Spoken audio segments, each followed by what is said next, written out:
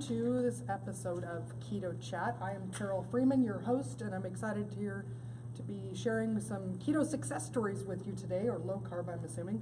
We're here at Low Carb USA, San Diego, 2017, and I'm a certified nutritionist. I am the founder of the Fast Track to Keto Success program, and I've got some amazing success stories to share with you. So, introduce yourself. Who are you? Where are you from? My name is Jesus Aranda. I'm originally from Spain. Okay. Moved to the United States at 27, and I live in San Antonio. Okay. So you flew, how long did it take you to get here? This morning, around 4 hours. Okay. We went backwards because we went to Houston, and then we have to come back. So, yeah. But somebody has traveled over 24 hours to get here, so you're not the winner, but Yeah. we're glad to have you here. So. Thank you. Close. My name's Chris. I live here locally in San Diego, so I just had, a 20-minute trolley ride. Okay, you might be Yeah. one of the closest people then. So. Nice. You could have maybe walked. It would have taken a while, but It would have taken a while. Okay. I thought about it, but then figured, nope, trolley's much sooner. all right. Much Well, quicker. glad to have you here. So is this your Thank you. first time at? This is my second time here at Low Carb USA. Okay. I attended last year. I saw it kind of pop up in Facebook, and decided, well, let's go learn more and more about the keto and low carb way of eating from some of the experts in the field. And then got to know Pam and Doug, which helped put this on, and yeah. they asked me to, if I was coming back, I'm helping out at one of the Prove It booth, which is exogenous ketones, and then on Sunday I'll be sharing a lot more about my story Okay. and kind of everything that I went through to get from where I was roughly 9-10 years ago to where I am now. 'Cause Okay. It's you'll hear a little bit later, but it's I brand new person. Yeah, nice. Well, and I'm gonna jump in on this one as well and share a little bit of my story as well. Pam and Doug asked that I at least get that out there for all of you to hear as well too. So normally I'm the interviewee on these interviews, but I'm gonna throw in myself as well, my story too. So Sure. So share with us, so have you been to a low carb event before? No, this is my first time. Okay. All right. I was like you. I saw it on Facebook as well, and I thought, oh, this looks like an event that's been going on for years, but it turns out last year was the first one. Yep. So, well, so how did you discover low carb ketogenic eating, and what's been your story? Well, my story is I was born with diabetes type 1. Okay. So I was one of those babies that would have to have injections probably starting first month, second month of life, every week, and huge baby. It was almost 12, 13-pound baby. Okay. So I was born with diabetes, and I struggle all my life with diabetes, even though I never, I'm the son of a physician, a pediatrician. So I struggled with my diabetes all these years, and I never had good control, but I never had any complications. So I was living in between hyperglycemias and hypoglycemias, right? And I always describe my diabetes as ominous, because I know hypoglycemia is very debilitating, but then the hyperglycemia and the consequences and complications of diabetes can be more debilitating. I mean, I've lost friends with no legs and amputations, and had to visit them in dialysis centers, right? So I was projecting myself as one day it will be me, right? So when 6 months ago, I discovered through a friend who is here today about ketogenic diets, and the diabetics can actually live with zero carbs. It's been from ominous to liberating. Yeah. Okay. So not only I lost weight, but I dropped my insulin units from 68 units a day in the struggle to probably now 32. Yeah. A1C from 8.3 to 5.4, in between 5.4, 5.9. And, you know, the sad part is I went to med school. So I'm a doctor, and I was never told. And it's been a discovery. It's like brand new life, like Chris was saying. Well, and your doctor your dad was a doctor as well, right? And Yeah. so the way you were managing before was what most type 1s are told, right? Just eat whatever you want, just cover it with insulin, right? Is that? I was a different diabetic. I had a rule: never put more than 3 units when you bolus for your meal. Meaning, don't eat more than 30 carbs per meal. Okay. But it still is, yes, I was told to eat a lot of carbs, or as many carbs that you can have, or you're willing to eat, because you have your pump, and then you can just plug. Yeah. And then I always felt myself chasing my sugars. Right. So sugar goes up, then I check my phone, because it's on my phone, because I have a sensor, and they say, oh, it's 150, let's chase it with insulin.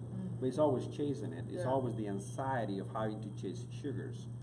I was never told, I never read in any books throughout school that I could live without carbs, right? So it's been, like I said, liberating. Yeah. Freedom. Nice. Yeah. Tell us more about that freedom. What does that mean? Well, freedom means that I think I ate like 2 days ago and I don't have to eat, and my sugar doesn't go down, and I check my ketones and they're pretty high, but ketones protect you from hypoglycemia. Sugars are flat. I don't have to eat before I go play tennis. I just can play tennis and play for 2-3 hours, and watch that my sugar doesn't go to 20. I don't want to have a seizure, but it's liberating in the sense that all I need actually is water and salt and potassium, right? You don't want to cramp. So in the information coming in from videos from Dr. Fung and Dr. Phineas, and it's assertive, and it makes you realize, why was I not given that information before? And what I was sharing with you before, I think doctors are there to treat you, to treat us, not to cure us. So 6 months ago, when I was told, oh, yes, you're diabetic type 1, but now you're developing a type 2 diabetic because you've been resistant to your own insulin. It's because of age. You've been for so many years, and you're becoming resistant now to your own insulin. So here is just start Invokana study, or start with metformin. It's like, wow, we're getting worse, right? I don't have any complications, not yet, but it's getting worse. So that's what. Liberation and freedom. It's the liberation. It's freedom from a disease that was looming, and now it's something that I can actually control. Yeah, nice. Great. Very cool. Thanks for sharing that. So, You're welcome. Chris, tell us, how did you find keto? What's your success so far? I first found keto actually in 2015, after I lost a lot of weight, and then, like most people, it came right back on. What extreme diet did you follow to lose some weight in the past? Oh, I followed, can we do brand names on here? Sure. Let's see, Nutrisystem, Weight Watchers. I tried the As Seen on TV pills. I also tried just diet and exercise. I listened to, what the personal trainer was saying. Oh, you need to have this many carbs, this many calories, and I felt that I'd have to work out 2-3 hours a day just to lose that 1 to 2 pounds. And the first time around, I lost quite a bit of weight. I got down to about 240, and I thought, wow, this is awesome, and started doing Ironman triathlons. And after my first Ironman, I was eating probably 600 to 700 grams of carbohydrates a day. Wow. Once you stop all that training, that exercise, that you just don't stop your eating, so all that weight came right back up. I was easily over 300 pounds. I'm like, there's got to be a better way to do this. And through some of my nutrition classes, I saw something about low carb ketogenic, and I had heard it all along. So nutrition classes, where were you studying? Or? I studied at IIN. I took several classes here at Mesa College, and slowly starting to get my actual certified nutritionist. I'm a licensed primary sports nutritionist now. But as I looked into that, just kind of those light bulbs started to go off of hey, maybe there's some merit in this. And so I went from my carbohydrate meal, the standard American diet, to now this low carb ketogenic stuff, and I watched probably 80 to 90 pounds drop off in about 8 to 9 weeks, which 8 to 9 weeks. yeah, Wow. 8 to 9 weeks. Wow. Now, granted, okay, at the you're gonna time, make everybody think that they're doing something wrong, but this is rare. yeah. Now, at the time, I was training for my second Ironman Okay. too, so Okay.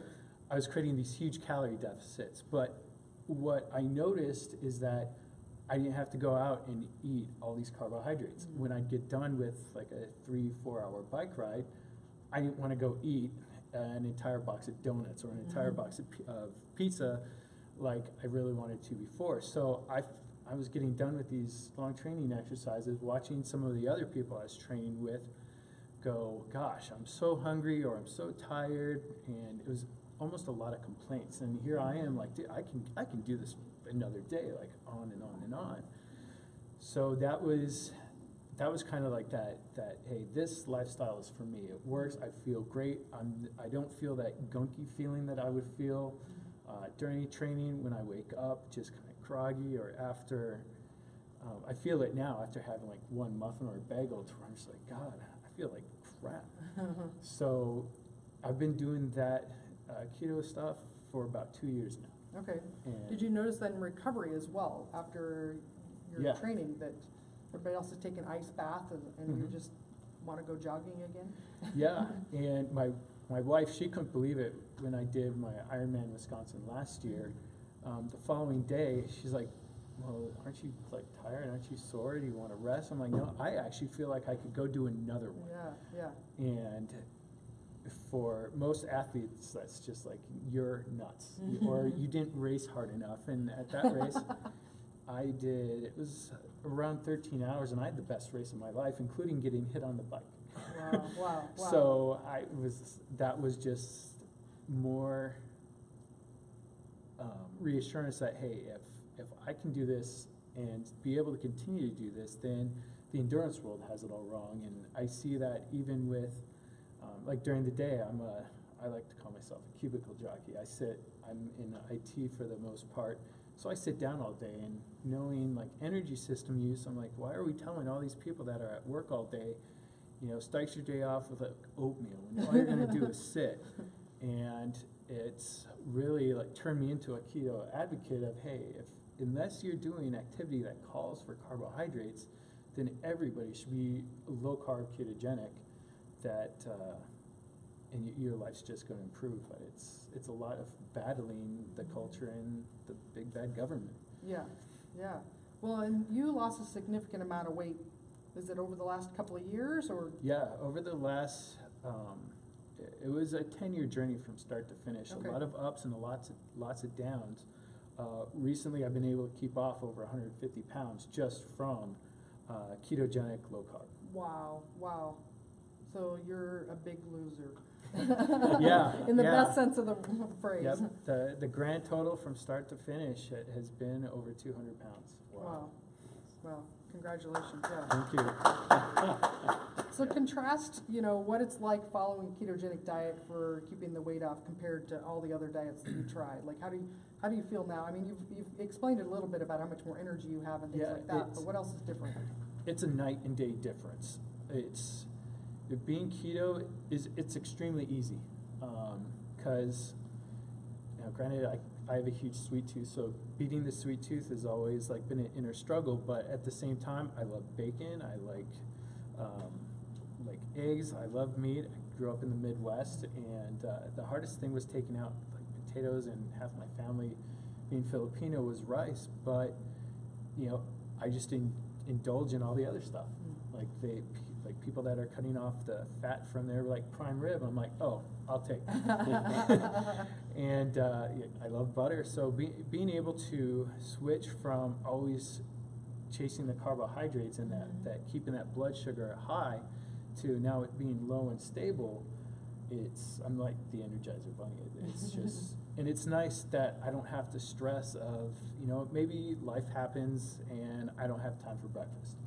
Before, I'd be like, no, I've got to get my meals in. I've got to get this. I've got to, or I'd hear, well, I'll go eat convenience food because it's better than not eating. Right, right. Can't skip When, you breakfast. know what, the exact opposite is true. You can survive once you switch over to being that fat burner. I've gone like 3 to 5 days of fasting just to see if I can do it. But after that second day, is like, you know what? Unless I'm doing training, I don't have to worry about it that much. So now that taking all that stress away, it helps with like weight loss. I feel better. I'm not panicking, and all that's like the hormones that come into play. Like all those small pieces start to fall in line, and life's just so much better. I'm here right now with Kim Howerton, and she's going to share her keto success story with us. So you're from California here. Oh, and we're recording this, by the way, at Low Carb Sandiego 2017. So we're Facebook friends, right? We are, yes. We knew each other. We're like, I know you I from know somewhere. you. Yeah. So how did, tell us your story. How did you find keto? What's happened for you? Okay, well, so I have been keto over a year. Okay. I came to keto because, like, I'd spent my life being overweight, right? I'd been, from about the time I was 8, I had what I now know is sort of out of control insulin problems. Okay. And I developed PCOS by the time I was in my early teens, and nobody ever said boo about insulin to me at any point in my childhood. But I was that chubby kid. I had the experience a lot as I was coming into puberty. Really early. I started puberty around 9. Okay. But I had the big belly. Okay. And was that kid who got asked if they were like a teen pregnancy all the time? Oh my gosh. And I that's was like, awful. I'm 9. But it was just this weird, why is my belly so, then I'm like, insulin. I ended up kind of, losing a little weight here and there, but pretty much being heavy my entire teens, through college and into my adulthood.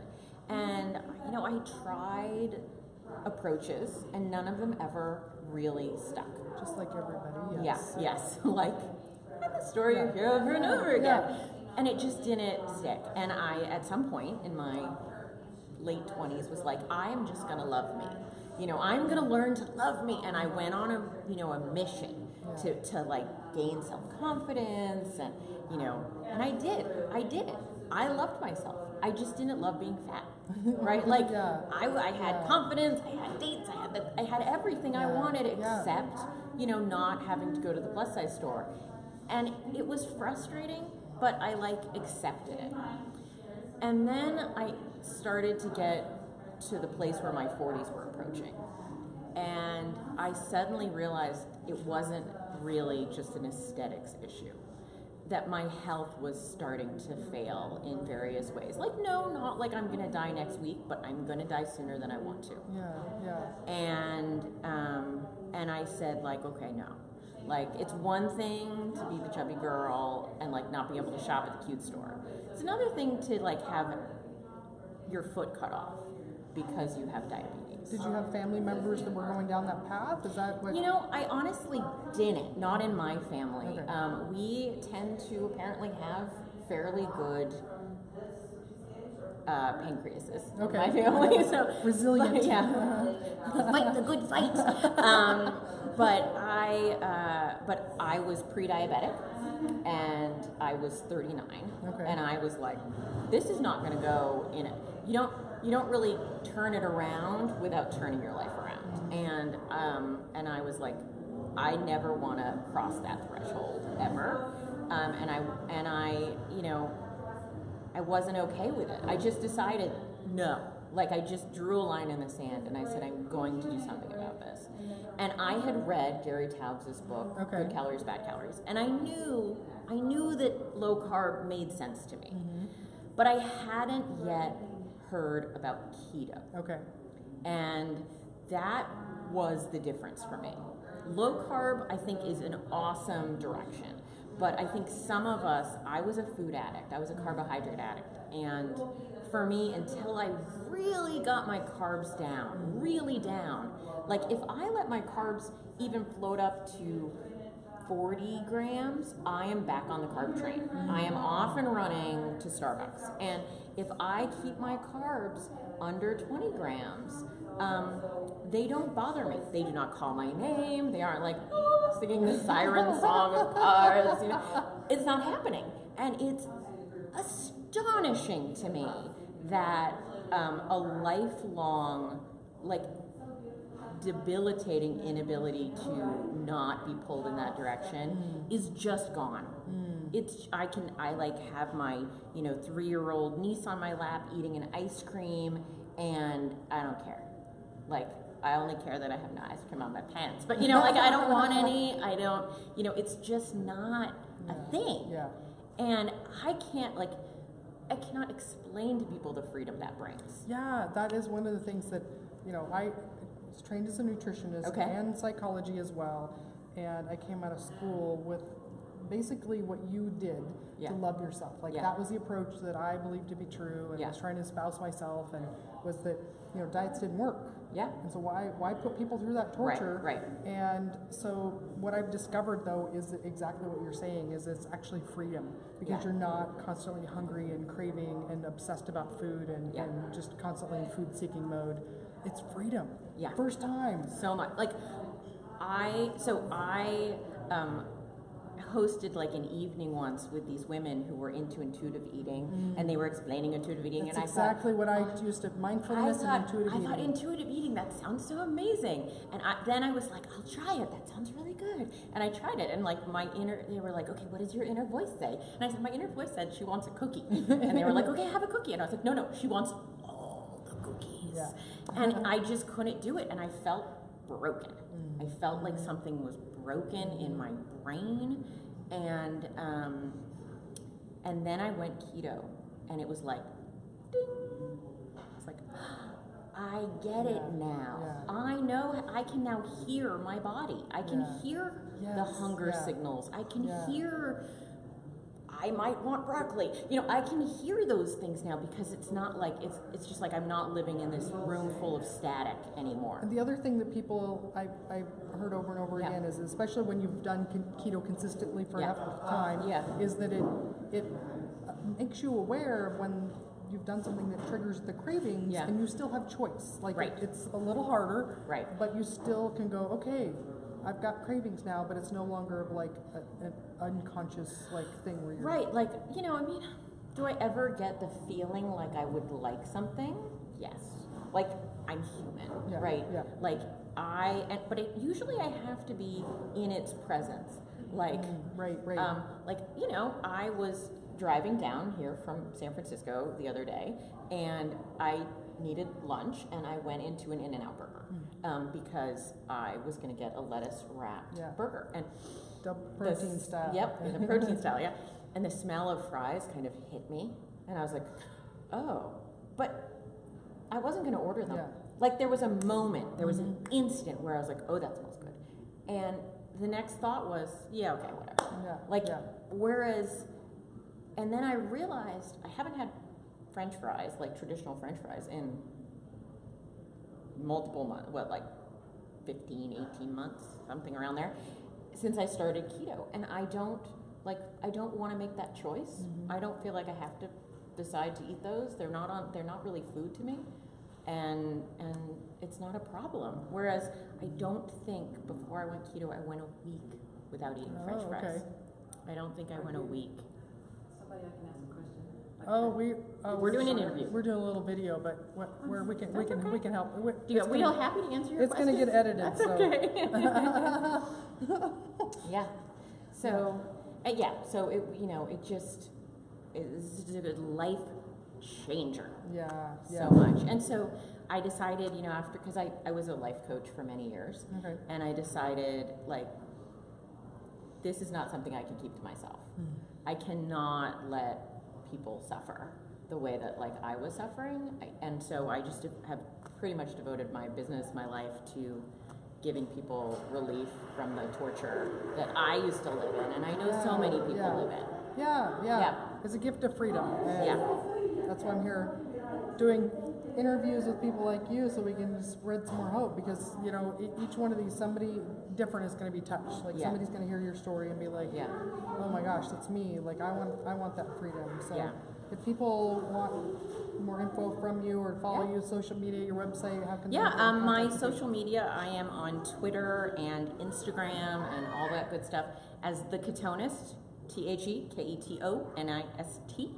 And my coaching program is under KetoSuperstart.com. All right. Because I get people started. Yeah, So, yeah. you know, get it going. Yeah. Because once you get it going, it's like, woo, smooth sailing. You know, but before you start, it's scary. Yeah, And yeah. people have all sorts of myths. And I like to say, like, well, let's not worry. Like, let's just get it going. Yeah, Get yeah, started. Yeah. Yeah. Worry about later, the rest of it. Yeah. Details later, start now. Nice. Yeah. Well, thank you You're for welcome. sharing your story Thank with you me for and the everyone interview. else. I appreciate it. And you guys can't see, but she has really cool shoes Oh, on. you do too. We should Yeah, do a we should- shoe. little shoe shot. Yeah. Okay. All right. Oh, You can fun. do that when you're keto. You can lift your I foot know, up in the right? air. I yeah. was never flexible I before. could You're never right. do You're that. right. Yeah. I can't put it behind my head though. That's for still not. I no. can't either. There are some yoga people who Yeah. can do that. Well, thanks for watching, and we'll see y'all later. Bye. Bye.